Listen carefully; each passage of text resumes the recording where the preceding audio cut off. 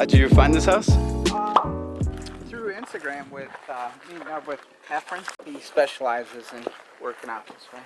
So I got some of my partners with me. We're just gonna walk around the house really quick, and then I'll have them come outside and check out some stuff. And nice one on this one is it's got a separate little area for the laundry room.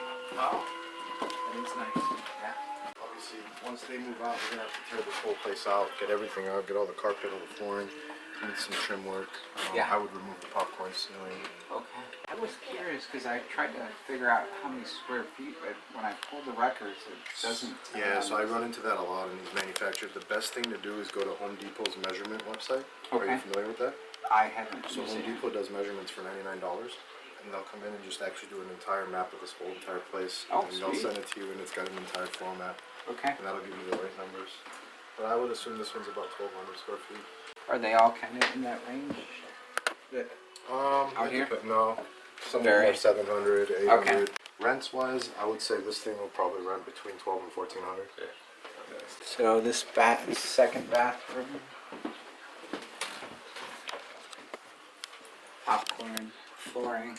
You want, you want some space to be able to park your RV and do a lot of your other stuff. So That's Superstition Springs right there? correct.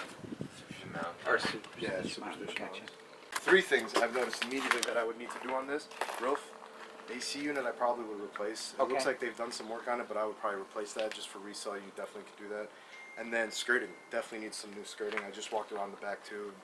It's definitely going to need some new skirting. Tie downs. So on these, when you're selling these, they require tie downs. Okay. Double wides, single wides. They all have a tie down requirement. You bring an engineer. He runs through it. He looks at them. If it's good, it's good. If it's not good, he'll say, here's a list of things you need to do, and here's who you need to call.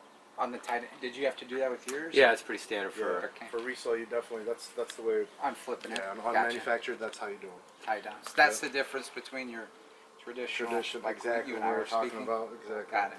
Yep. Cool. So, All right, want to get in the backyard or? yeah, you want to do How that? should we do All that? right, Is it just pretty watch quick? your feet. This is where I would probably put all my, obviously this backyard is going to need a total clean out.